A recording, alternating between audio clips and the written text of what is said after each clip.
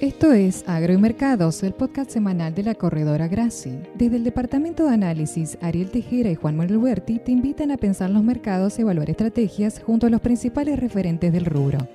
Muy buenos días a todos, nos volvemos a encontrar en un nuevo episodio de Agro y Mercados, episodio 53 de la segunda temporada. Como siempre, Ariel Tejera, junto a Juan Manuel Huerti. ¿Cómo estamos, Juan? Hola Ari, ¿cómo andás? Bueno, bienvenido otra vez. Sí, acá retomando de nuevo. Bueno, che, qué semana para retomar, ¿no? Una semana muy Justo, movida, justo. lleno de novedades, llena de temas, de cuestiones, de movimientos en dólar, de todo. Creo que fue una semana muy completa, ¿no? Sí, cargada y movida en el mercado financiero y de tipo de cambio y bueno, a la expectativa de lo que iba a pasar a partir del lunes, después de lo que fue el anuncio de Milei en la exposición rural el día sábado, ¿no? Anunciando Tal la cual. baja permanente en las alícuotas de retenciones. Sí, la verdad que sí, bueno, una noticia alentadora para el sector y para el rubro, ¿no? Y bueno, vamos a estar seguramente hablando en detalle sobre este tema con un invitado muy especial que tenemos para el día de hoy. Bueno, también vamos a estar hablando de la rentabilidad del sector, ¿no? Un productor del norte de Buenos Aires, así que va a estar más que interesante. Bueno, Juan, si te parece, arrancamos a repasar principales novedades de la semana, temas y bueno, y un poquito de mercados, como hacemos siempre. Sí, sí, desde ya. Bueno, yo creo que en el plano local fue una semana positiva, más que nada por los anuncios y porque uno climáticamente tiende a pensar que viene todo muy bien, viene lloviendo, hay Ujú. buenas perspectivas de producción para trigo y bueno, se va perfilando también en un muy buen sentido lo que va a ser la nueva campaña de verano de la gruesa. Ujú. Pero bueno, dejando de lado las perspectivas locales y el panorama del mercado local, en Chicago, en el plano internacional, volvimos a tener otra semana negativa para precios. Estamos hablando de que la soja perdió casi $12 en la semana, harina de soja $1,50, aceite de soja casi $40 en retroceso. Y los cereales también, ¿no? Maíz, $4 de pérdida semanal y el trigo, $8,5. Más o menos los temas de la semana, Ariel, siguen siendo más o menos los mismos, con el tema de que el desenlace de la campaña en Estados Unidos, la verdad que viene todo muy bien. Lo que es la marcha de la campaña americana, se mantienen las muy buenas condiciones de los cultivos que veníamos viendo semanas anteriores. En soja mejoró un poquito, 70% de los cuadros en condiciones buenas, excelentes. El maíz apenas un retroceso de un puntito, pero sigue siendo una situación muy alentadora. 73% de los lotes reuniendo condiciones buenas, excelentes. El clima se mantiene a favor, así que estamos cada vez más cerca de asegurar que las cosechas van a ser muy buenas en soja y récord en maíz. Así que desde Tal el lado cual. productivo, todo muy bien. Por el lado de la demanda, podríamos decir que floja o débil en lo que tiene que ver con soja y bastante activa en maíz, la verdad, y esto permitiendo amortiguar un poco la baja de los precios. Aparece demanda y eso es bastante bueno. A propósito del tema de la demanda y bueno, China, Estados Unidos, que ahora vamos a hacer otra mención. China nuevamente en la semana se conoció que hizo un negocio de soja de importación de harina desde Argentina, unas 30.000 toneladas, es decir, un barquito más. Así que Ujú. bueno, un poco marcando esta tendencia de tratar de independizarse un poco de la originación en Estados Unidos en la medida que pueda, ¿no?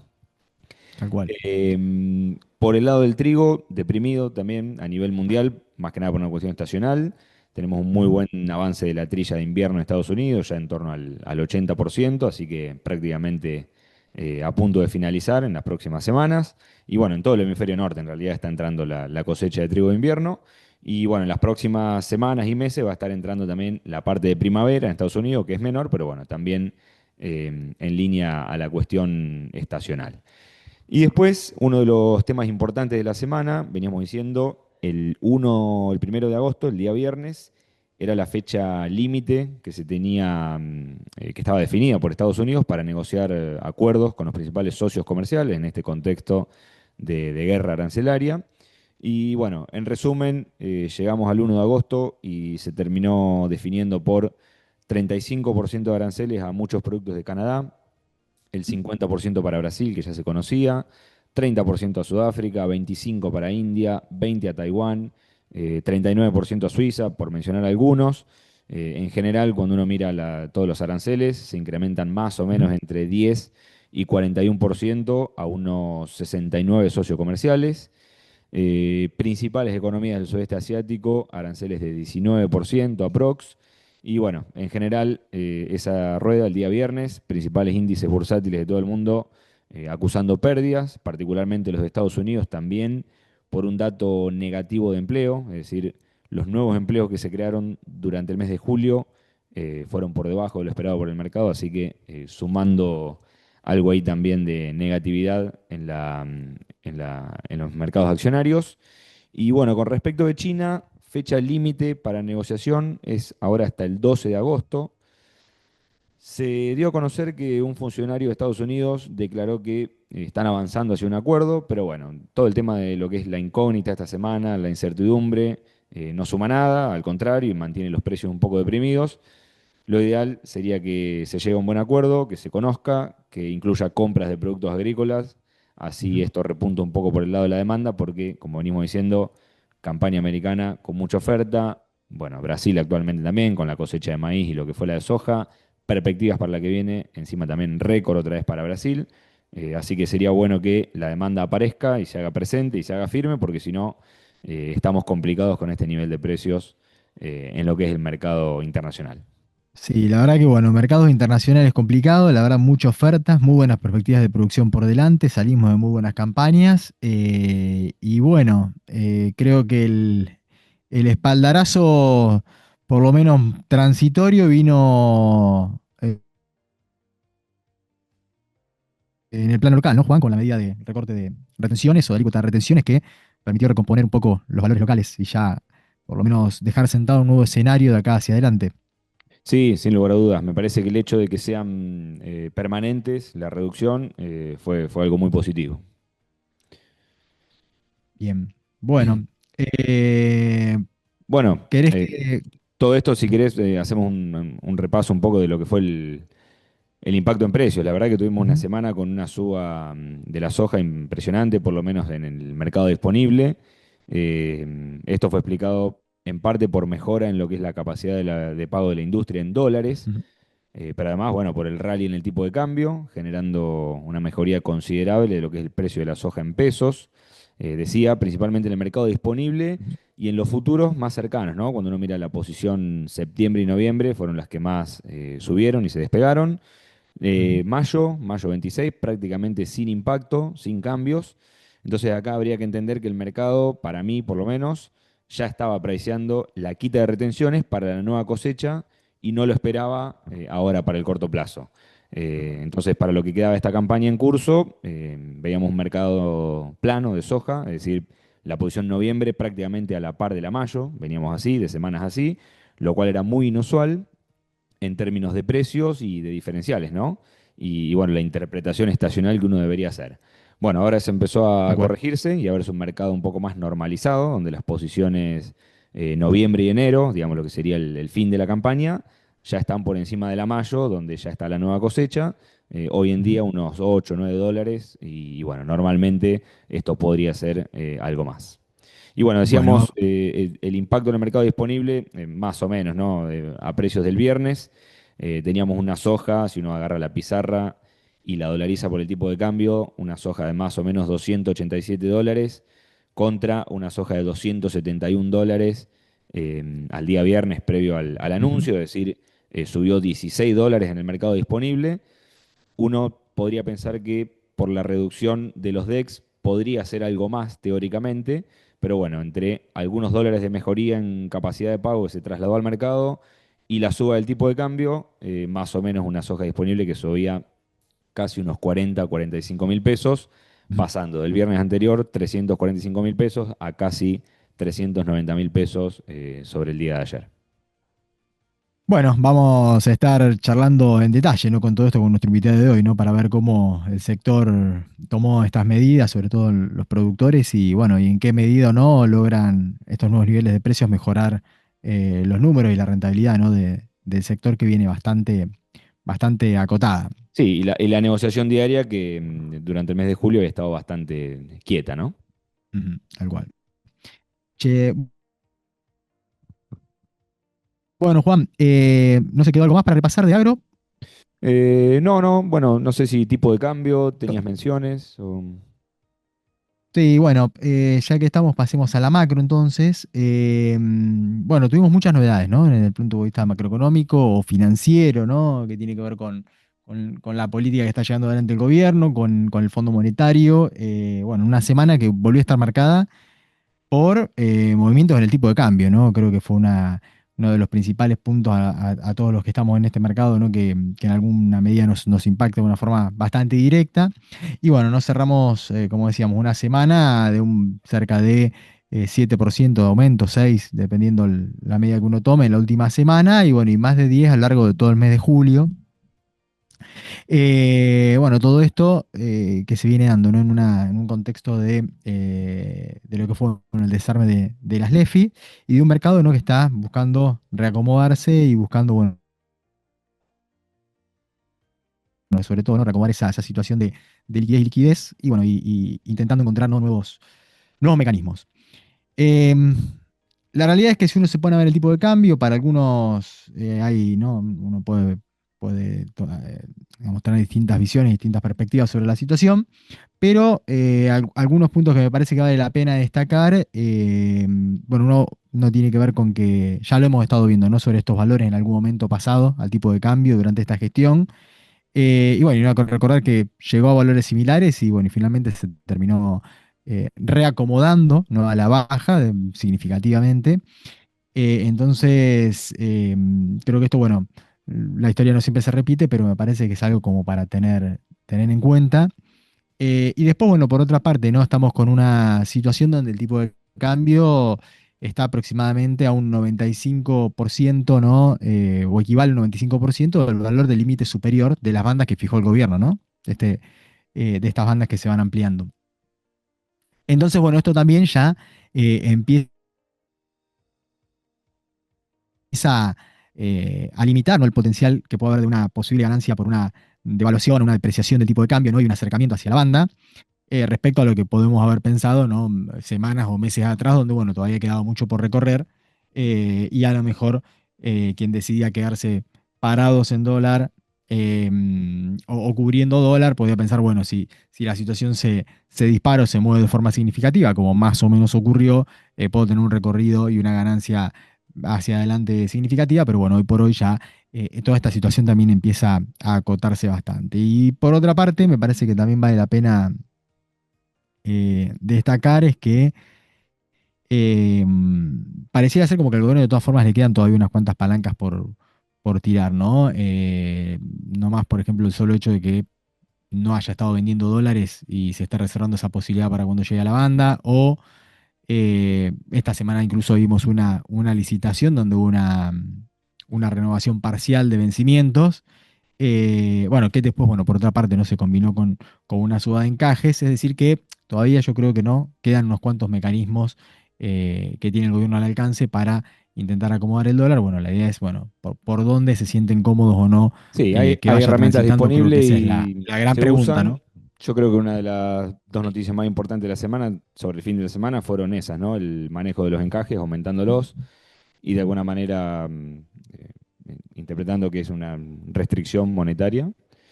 Y después la aprobación de la revisión del fondo y permitiendo un Sí, ese es el desembolso otro de 2.000 elemento. millones de dólares más, ¿no? Tal cual. Sí, y Bajando no la solo meta eso, de sino que acumulación de además reservas, ¿no? hay que destacar que vino acompañado de una revisión de las metas, ¿no? De las metas de Sí. acumulación de reservas. Exacto, me parece que ese también es un dato relevante porque es como que le quitan relevancia, digamos, a ese factor como elemento importante dentro del programa. Y bueno, y no, y de todas formas, desde el fondo, bueno, creo que también destacaron algunas cuestiones en el comunicado que tienen que ver con la transición hacia el esquema más flexible, ¿no? Cambiario, el avance que se está dando en la caída de la inflación y también el crecimiento económico, ¿no? Que creo que ese es otro punto bastante fuerte para destacar, porque bueno, además esta semana se conocieron actualizaciones de las perspectivas de crecimiento del fondo de crecimiento económico para los distintos países del mundo. Y bueno, y Argentina está liderando el ranking de los países que más van a crecer entre Ahí va. 2025 y 2026. No está bien que venimos de un porrazo, pero estamos hablando de un crecimiento de 5,5 proyectado y 4,5. por ciento para este año y el próximo. Así que bueno, creo que si todo más o menos sale como se está proyectando, tenemos 2 buenos años también por delante, ¿no? En materia de crecimiento económico. Bueno, Juan, vamos a presentar al invitado de hoy. La verdad es que muy oportuno en una semana que comenzó, ¿no? Con lo que fueron los anuncios de la rebaja de las alícuotas de retención. Es una semana muy importante para el agro. Y bueno, y qué mejor que charlar con un productor. Hoy nos acompaña Santiago del Solar, que no solo, bueno, es productor y, bueno, además ha sido ex jefe de gabinete del Ministerio de Agricultura durante el gobierno de Macri. Así que, bueno, vamos a tener la opinión de alguien que está ahí. ¿Cómo estamos, Santiago? ¿Qué tal? Gracias por acompañarnos. Hola Santiago, buen día. Hola, buen día. Muchas gracias por llamarme. No, por favor. Gracias a vos por tu tiempo. Y bueno, la verdad es que una semana creo que interesante, ¿no? Por lo menos para plantearlo para el agro, por lo que fue el anuncio del fin de semana de la rebaja de alícuotas de retenciones. ¿Qué análisis haces de esto? ¿Cómo cayó la medida en el sector? Era una medida, bueno, que estaba siendo esperada. ¿Cumplió las expectativas? ¿Dejó sabor a poco? ¿Qué resumen nos puedes hacer? Yo te diría que, primer punto, todo lo que baja de retención es bienvenido sea.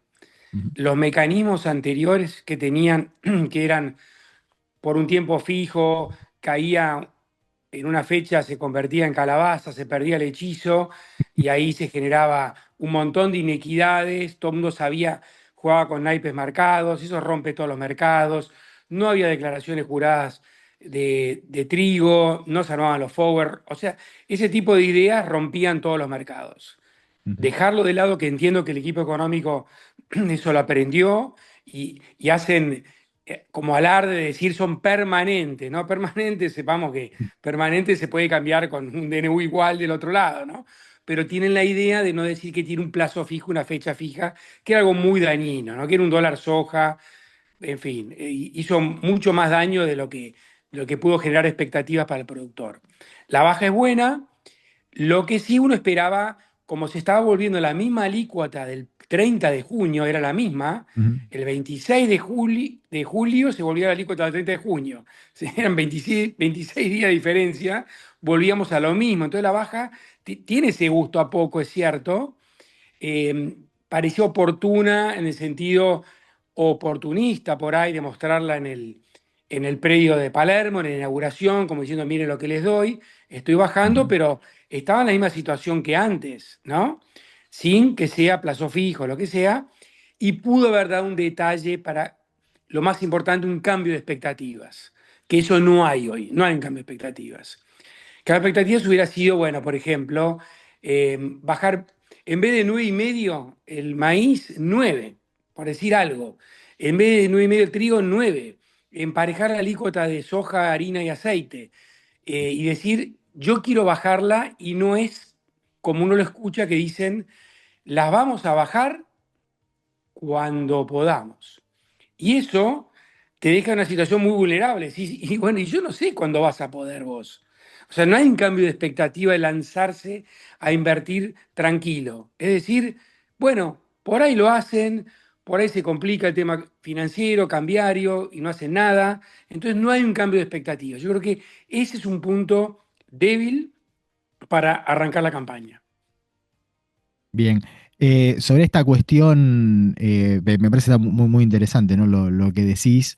Eh, Quizás el único cambio, ¿no? Que uno por ahí, como bien marcabas, ¿no? Que se puede destacar, es esta cuestión de supuestamente permanentes y bueno, también, digamos, como negativo el hecho de que no haya hacia adelante otro escalonamiento más de rebaja, pero bueno, eso a lo mejor también es parte de, aunque sea algo negativo, de lo que puede dar un poco de previsibilidad, ¿no? Es decir, si hacia adelante no tenemos un anuncio ni de que va a subir ni de que va a bajar,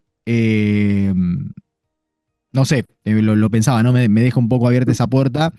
Decir, bueno, me parece que esto, o por lo menos me parece que el mensaje fue decir, bueno, con esto nos vamos a manejar por lo menos por un tiempo importante. No sé si esa también es tu idea o hay expectativa de que volvamos a tener otro recorte en el corto plazo, en el mediano plazo o antes de la próxima campaña. ¿Qué es lo que están viendo ustedes en el sector? Todo Luego como que esto indicaría ya que no van a llegó bajar para. nada. Ujú. Sí, sí, Todo indica que no. Pero esto sí, es un sí. poco como el respirador, te pone el Ujú, respirador un rato, porque con soja que marcaba el mercado futuro con la ujú, retención del 33, $260, que ujú. eso te ibas abajo del agua, te íbamos Sí, todos abajo del agua. Hay un sí. trabajo de cría bien claro que con 270, creo que era 275, íbamos abajo del agua. Con los Ujú, 260 que correspondían por capacidad teórica de pago, pero iba a haber llantos y rechinar de dientes en mayo, junio, para pagar las ujú. cuentas. Sí. Al haber un 290, algo por el estilo, va a haber sobrevivientes. Algunos que van Ujú, a poder decir, aprieto los dientes, pago las cuentas y sigo un año más, tomando la soja, maíz ujú, parecido, maíz $180, también es malo, con los fletes, lo que cuestan los fletes, se encarecieron muchísimas cosas, pero parecida como que hay un respirador para algunos, no todos, no para el ujú, NEA, no para el NOA, mismo acá en Rojas este, tomando un alquiler de un campo, no el mejor, con parte buena, parte mala, de 16 quintales, los números que me dan a mí, tenés que sacar 50 de trigo, 28 de soja. sí, Que 50 de trigo sí, no sí. siempre aparecen acá. Los 28 de soja generalmente sí. 40 de soja de primera, que aparecen, rinden diferencia, no ganar nada, Ujú. ¿no? Y Sí, sí, maíz sí. 90 quintales, que por ahí aparecen 100 y los años de seca que tuvimos acá, los últimos años, parecían 50, ¿no? Pero bueno, y la tasa de interés que es nuevo, porque eso muchas empresas de siembra venían trabajando con los mismos números estos que te acabo de Ujú. mencionar, Sí. pero endeudándose en pesos, esperando una devaluación y le agregaban abajo un numerito de por ahí $100 por hectárea. O sea, salían hechos, pero licuaban deuda $100. Ujú. Ahora es al revés. Invertís $800, la tasa es un 10%, tenés 80 en contra.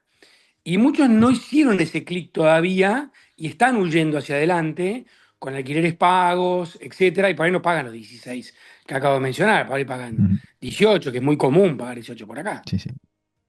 Sí, sí, la verdad es que, bueno, nosotros también intentamos a veces dar seguimiento a los números, por lo menos de una forma un poco teórica, ¿no? Obviamente que el productor lo tiene mucho más fino, pero sí, sí, también veíamos esa situación, ¿no? Con el mercado que veníamos viendo, un mercado que se mostraba muy negativo, ¿no? Para la rentabilidad del rubro. Y con esto, sí, como decís vos, empiezan a aflorar algunos puntos de equilibrio o, bueno, o algunas situaciones de Ujú. rentabilidad positiva con muy buenos escenarios de rinde, ¿no? O sea, el clima va a tener que acompañar y estar para realmente poder dar números positivos en muchas de las zonas que vos mencionabas, ¿no? Y bueno, ya que lo tocaste al tema, perspectivas para la fina, ¿qué se está viendo en materia de siembra? Bueno, entiendo que la zona de Rojas estuvo un poco castigada por la lluvia en Sí. momentos de siembra. ¿Cómo se pudo sembrar? ¿Cómo viene todo? Mira, te diría, por ahí en Roja se pudo sembrar, yendo para Salto, Chacabuco, muchísimos problemas ahí. Ujú, Yo trabajo un campo de mi familia justamente en Salto, que no sembré ni una hectárea de trigo, no pude, directamente no ujú, pude. Hubo una lluvia de 400 milímetros que fue un océano. Y yendo para Junín, 9 de julio, bueno, Casares, 25 de mayo, hay gente que no sembró nada, ¿no? ujú, Las estimaciones dan una baja no muy importante, pero, y después se encharcaron también. En Pehuajó, toda la zona que yo trabajo campo de mi familia también y ujú, sembramos, hay campos encharcados, no pérdidas muy importantes, pero un 5% acá, un 3% allá, un 4% allá, con la napa al ras y que no venga una primavera muy lluviosa, porque eso en 2 minutos tenés encharcamiento y el trigo no le gusta ni medio el encharcamiento, hongos, etcétera, se amarillea muy rápido. Por ahora estos días no llovió de nuevo, pero estamos todos cortando clavos. Las napas las vemos ahí muy altas, no acá en Rojas, pero sí yendo más al oeste, a la provincia de Buenos Aires, se está poniendo áspero el tema agua, ¿no? Que tenemos que ver cómo viene la primavera. Bueno, Bien, esperemos entonces, que. Santiago, con esto que mencionás de, bueno, terminando ya el periodo de siembra ideal para trigo y toda esta situación en varias zonas de la provincia de Buenos Aires, no habría que descartar a lo mejor algún ajustecito en el área final sembrada y que eso nos lleve a pensar que a lo mejor las 20 o 21 millones de toneladas de trigo ya sean niveles techos, digamos, para esta campaña? Mirá, yo no conozco, no vi mucho el sur de la provincia de Buenos Aires, pero lo que es oeste y norte de Buenos Aires, sí. Evidentemente sería un techo, si tomo como parámetro esa zona. Algo Porque de área sí, ahí se va a sacrificar entonces. sí, sí, yo sembré menos porque no pude. Y vecinos míos lo mismo, les pasó lo mismo. Fue mucha lluvia, a uno no tenían ciclos cortos, porque también pasa eso, ¿no? Tenías un intermedio largo para sembrar en junio, se te pasó junio, y decías, bueno, fin de junio, primer día de julio, un corto no tengo, rinde poco, no lo hago, déjame ver, ¿ven? No se hizo. Pasó eso también. Bien. Bueno, ahí unas banderas amarillas, ¿no? Para la FINA, por lo menos en el centro del Ujú. país. Y bueno, perspectiva para la gruesa, ¿qué estás viendo, Santiago? ¿Optimismo? Eh, ¿cómo se está perfilando la situación? Si falta todavía, pero bueno. Yo creo que cambió bastante esto de ver eh, una soja de 2,90, ¿no? Ujú. Todavía con el patito feo adelante, ¿no? El 2 es horrible, todos queremos ver un 3, ¿no es cierto? Con un 3 va más tranquilo, con un 3 Ujú. adelante, y después atrás que venga lo que quiera, Ujú. pero un 2,90 de alguna manera está un poco mejor. Ujú. Después los costos, todo el mundo mirando costos, Ujú. mismo la estructura subiendo muchísimo, fertilizantes, etcétera, y el financiamiento. El financiamiento, yo creo que estamos entrando en una etapa de recarga de deuda del productor. El productor venía muy aliviado y está entrando en esa. Porque todos tienen compromisos, tienen alquileres, tienen campo propio, tenés que pagar la cuota de la cosechadora, tenés que pagar un montón de cosas y sembrás. Te falta capital de trabajo, las agronomías, los acopios prestan, los bancos no tanto, muy selectivos los bancos, muy selectivos, te miran un poquito más que antes, porque hubo muchos problemas, pagaré bursátiles, de agro, algún pool que hizo ruido, y bueno, y está más tirante, ¿no? Más el tema cambiario, también los bancos se cuidan bastante más. Entonces, eso está un poco áspero, y yo creo que estamos en un periodo de acumulación de deuda que, por supuesto, no veo que sea un drama, pero va a empezar con una mochila de costo financiero más importante Más que el que no tenga un rendimiento muy bueno el año que viene y va a tener que lo por va a ahí pedir tener. refinanciar parte. ¿Te la imaginás más maicero, más ojera la campaña, Santiago? Mira, yo creo que el maíz está tomando un poco más de relevancia. Ujú. Eh, el costo es alto por los fertilizantes, pero hay bolsa de maíz de distintos precios, Ujú. bastante más baratas. Eh, Hay posibilidad de control de maleza en maíz con eventos biotecnológicos bastante buenos, que no tenés que firmar la papeleta que te hacen firmar para soja, que eso genera mucho rechazo de los productores. El concepto de sembrar evolución, todo eso trae mucho rechazo. En cambio, maíz, vos pagás la semilla y tenés un híbrido que te permite eh, controlar las malezas bien. El maíz tardío para zona de encharcamiento ayuda un montón, porque decís, bueno, tengo una napa muy alta, no quiero sembrar en septiembre, porque tengo miedo que se me encharque en octubre, puedo sembrar maíz más tarde, puedo sembrar maíz fin de noviembre, principio de diciembre. El maíz es mucho más flexible y casi que hay dos cultivos. Es maíz y maíz, no es maíz. Maíz temprano, maíz tardío, distinto. Otro riesgo, este, rindes bastante estables, con los problemas de, de secada, logísticos, costos enormes de secada. Los puntos libres los pedimos, los acopiadores nos dicen, olvídense de eso. ¿Cómo? Pero si el año pasado sí, este año no. Bueno, esas cosas pasan y los Ujú. puntos libres, una secada de $4, 5 puntos libres, $20 por tonelada, hundido, ¿no? Hay Sí. gente que cosecha en agosto, pero bueno, la función sobrevivir la estamos apretando, Ujú. ¿no? Del tablero, y el maíz te ayuda a buscar un camino de, de menos costos y achicar un poco el riesgo con un maíz tardío. Bien, bueno, muy interesante la apreciación. Bueno, Juan, no sé si quedó alguna otra Sí, no, yo pregunta por que haya quedado último en el me quedé tintero. pensando en dos cosas y le quería preguntar a Ujú. Santiago. ¿Cómo ve la dinámica de ventas de parte del productor de acá a lo que resta del año, o si uno quiere pensar Mm. de acá a lo que reste de la campaña, ¿no? Hasta febrero, digamos, antes que lleguemos a marzo, abril y que entre la cosecha nueva?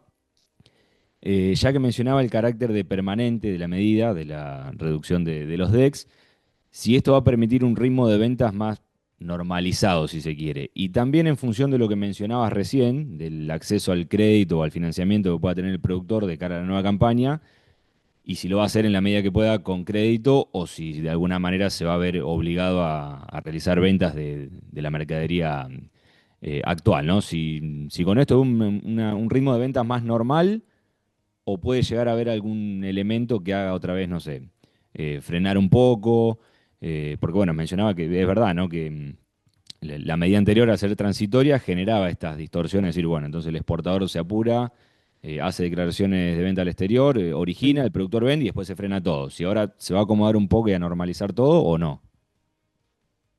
Siempre en el segundo semestre las ventas están en silo bolsa, están esperando ahí, convenceme. Llega un trabajo de convencimiento mucho mayor que cuando estás despachando y mandame camiones que te Claro, mando, sí, sí. ¿no? Es distinto. Después, otro factor que no es menor es la volatilidad cambiaria. Uno vende soja o maíz y ahora devaluaron en, no sé, en 15 días 7%, no Sí, sé sí. cuánto fue. Y tenés que pagar algo en dólares y te quedaste pedaleando. Pega mucho ese delay que hay. Los insumos se pagan con el tipo de cambio del día y, y los granos, algunos pagan a 72 horas, algunos acopios a 5 días, 5 o 6 días, ¿no? Entonces eso hace que la gente frene un poco. Y cuando ves volatilidad cambiaria, también algunos dicen, bueno, mira, en pesos esta semana es más que la semana pasada, voy a esperar la otra a ver qué pasa. Yo no lo veo que esté más suelto el productor para vender, a pesar que, como bien dijiste vos, tiene necesidades financieras, el endeudamiento es caro, pero va a defender lo último que tiene, porque el que lo guardó es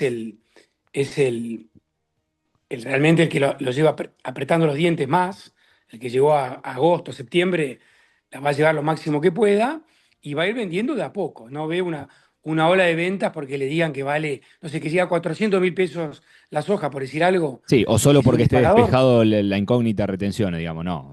Bueno, será más en No, función de no. necesidades, digamos.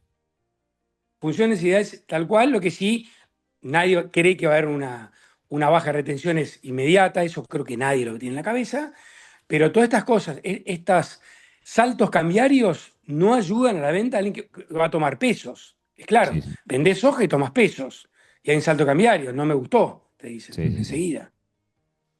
Está bien. Bueno, Santiago, la verdad es que muy interesante todo lo que nos comentaste y bueno, como para cerrar una muy breve de una persona, bueno, con la experiencia, ¿no? que vos tenés en el sector productivo, ¿no? y tantos años en el agro, ¿qué consejo o qué destacado le dirías al resto de los productores, a los que nos están escuchando? Digamos, estamos en una situación distinta a lo mejor a la de hace muchos años atrás. Bueno, como decías vos, ahora cambiaron incluso algunas reglas de juego, con otras reglas ya sobre la mesa, el tema de la volatilidad cambiaria y demás, el tema de las tasas. Bueno, a dónde le dirías a los productores que pongan el foco o a qué tener la atención o dónde tener más cuidado?